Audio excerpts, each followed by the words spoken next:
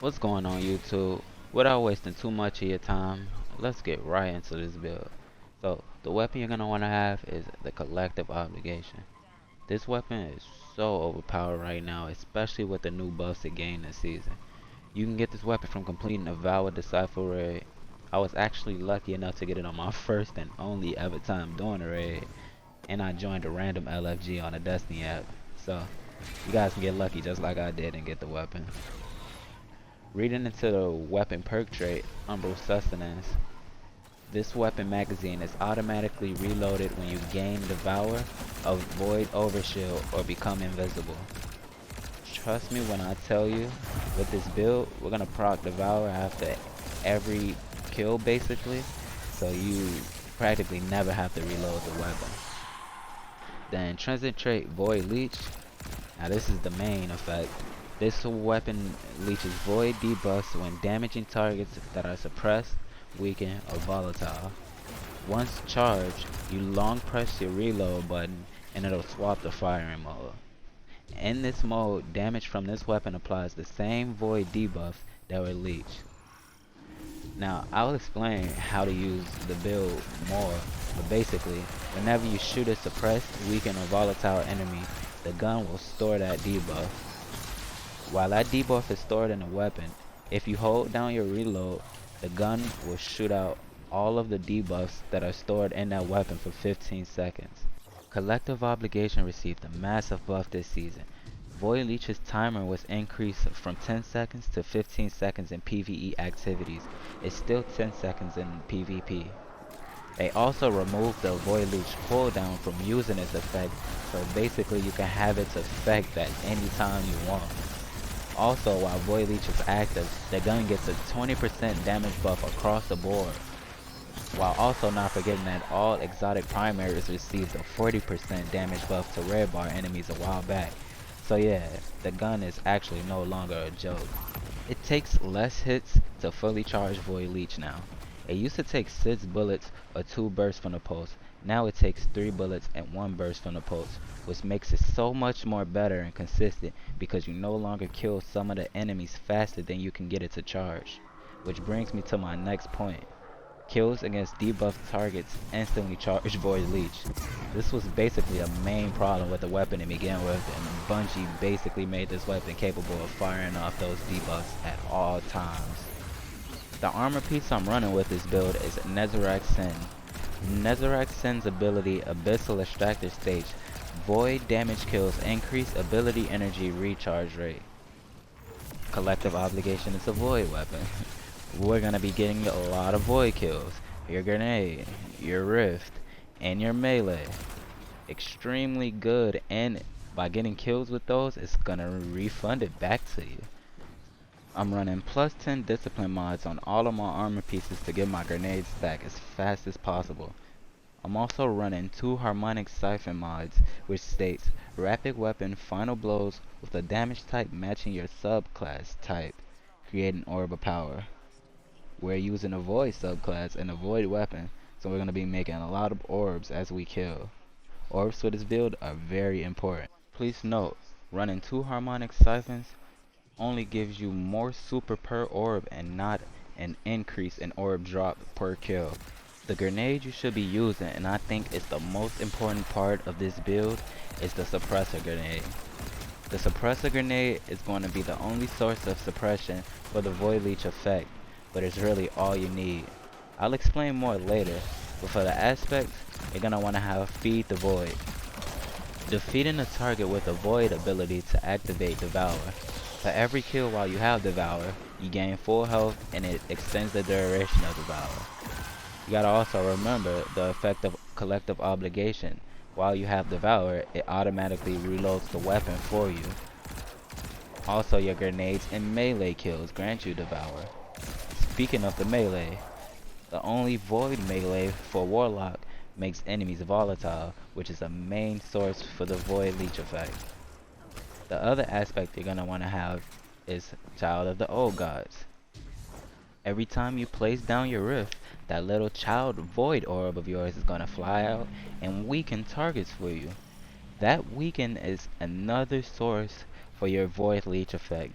That's 3 debuffs that I just told you that are gonna give you your Void Leech effect. Another thing to note about the child is that while it's weakening enemies, you're gaining a little grenade and melee energy back. That combines so well with Nezarek's Sin ability, giving you that increased recharge rate for your Void ability kills.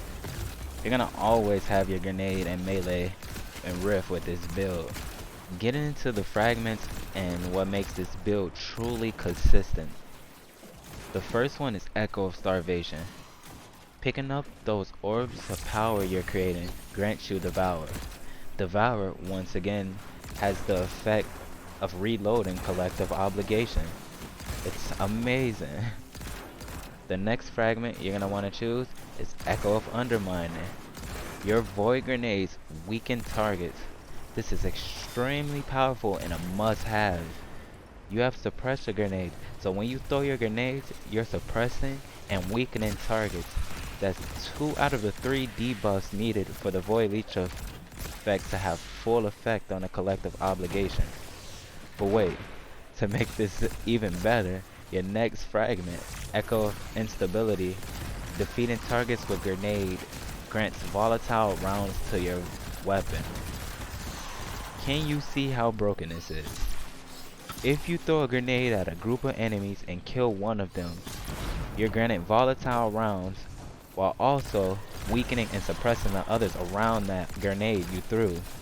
So you start shooting at those group of enemies, your gun is fully loaded with all debuffs activated. I'll show you an example of this later, but for your last and final fragment, you're going to want to put Echo of Harvest. Defeating weakened targets with precision final blows will create an orb of power. Do you see the synergy there?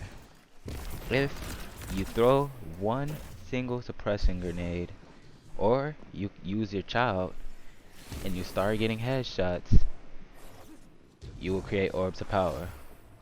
Also, if you activate the effect of Void Leech and you start headshotting enemies while that's activating and you have the weaken debuff on your gun, you will be creating orbs of power. Orbs of power give you Devour. Devour automatically reloads your weapon for you and give you back health. Can you see how overpowered this is? To use Collective Obligation, you're going to want to know how it works, right? While aiming the weapon down in sights, you're going to notice it's reticule, of course, but then there are 4 other circles.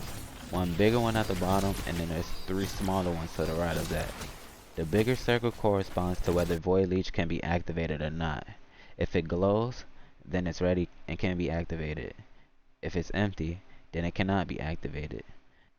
The other 3 circles correspond to each debuff that can be sucked into the weapon.